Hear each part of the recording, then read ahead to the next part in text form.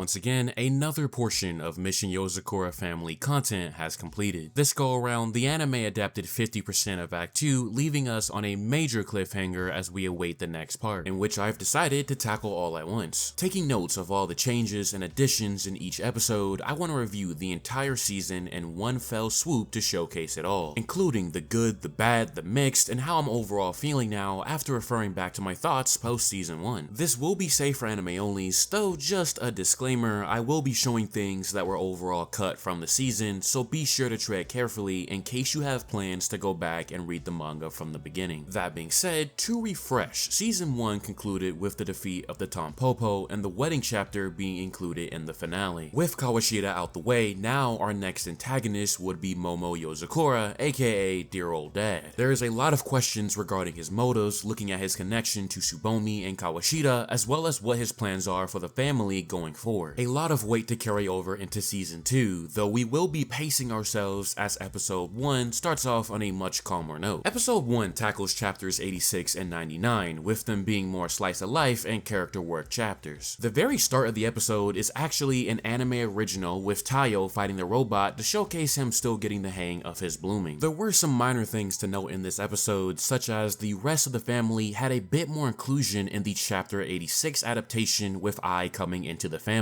Didn't really have any issues with part A of the episode. Drawings are really solid as expected in these calmer chapters, and I did like the cut of Tayo slicing the tree to save Ai as well. Kinda made up for the anime original part at the very beginning of the episode, lacking in my opinion. Chapter 99 was the second half, with Kyoichiro's medicine slip up causing him to become younger. All of the silly facial expressions with the family dealing with Kyoichiro's pure heart was adapted perfectly. When it comes to the familial heartbeat of the show, it tends to never disappoint when it comes to the comedy. There was an anime original edition of the red light green light game, and Futaba was included during the flashback where Kyoichiro is talking to Tayo, and we see him standing behind Momo when saying that he knew things weren't gonna be so rainbows and sunshine forever. I believe this is the Yozakura staff's way of showing that Futaba, being the eldest daughter, also noticed the looming presence of uncertain times and has her own burdens to carry as well. The manga certainly puts a lot of that pressure on Kyoichiro, but the anime seems to split some of that burden just a little bit between Futaba. No problems with this section either. To wrap up episode 1, chapter 99 overall shows the masking of Kyoichiro's character, and that despite how he acts in the present, he does have complicated feelings deep down, such as the burden of the eldest and the strongest. There are some additions with the siblings at the end of the episode as well, given the early morning ruckus from Kyoichiro, and wraps up with a post-credit scene of the last 2 pages for chapter 99 with Momo. Before I get too deep, as far as the opening and ending go, I still unfortunately think the OP misses the mark for me, but the ED is quite nice. Definitely captures a day in the life of the Yozakura quite nicely, and the song is a bop. Can't say the same for the opening unfortunately, but it's purely personal preference. Episode 2 is quite ambitious here with the jump of content as we tackle different portions of chapters. Chapters 88, 38, and 87 are included here. For the first half of the episode, the early parts of chapter 88 are combined with chapter 38 to finally introduce Sosuke into the anime. I did say a while back that if the anime were to end up pulling this off, I would give them credit where it's due, so well played on that. Overall, chapter 38's content takes the lead as far as conflict, and there was some minor changes as to how it played out, but overall, the main idea remains. This one definitely had me bouncing back and forth between the chapters, but it overall works for the sake of getting Sosuke into the fray. With him being a main part of the overall episode, they were able to use his presence and create an anime original start to the adaptation of chapter 87 with Shion's date outfit. There are plenty of adjustments in this overall to merge things together, with Sosuke mainly being included early on with the convo between Shion and Kenzie. He is in chapter 87 anyway, so you can understand the added scenes with him coming off the first part of the episode. The part where Shion is asking Mitsumi for help is actually where chapter 87 starts. Rest of the episode is self-explanatory. Shion is obviously the staff favorite, and the fan service tells a story far better than I need to. Some of the outfits were cut for obvious reasons, and I do think the manga's expression of her blushing over Kenzie's statement was better in comparison to the anime. Prime example of just that extra polish on Gondaira's art, but overall, a very ambitious episode regarding the structure of how things were adapted. and I do appreciate them managing to hit multiple birds with one stone here as far as getting through all the calmer content and not scrapping Sosuke. Now episode 3 is where the season really begins narratively to move forward. This episode starts with an original start of Ye malfunctioning, which ties into chapter 98 with Shinzo and Ayaka's outing. The first half was pretty much a straight through adaptation of the entirety of chapter 98. I'm sure overseas the Shinzo and Ayaka ship has begun to sail, and honestly, if there is a chance for the anime to explicitly confirm that it does end up sailing, it's definitely with the creativity and additions within the anime. Only time will tell whether or not they go through with it. The second half of the episode is where all the juice lies. We start with an anime original addition that connects to chapter 88, which was left alone in episode 2 to wrap around now. Taiyo coming home and passing out gets a bit more context added onto it in the anime, and then we arrive at the big stuff with Tsubomi.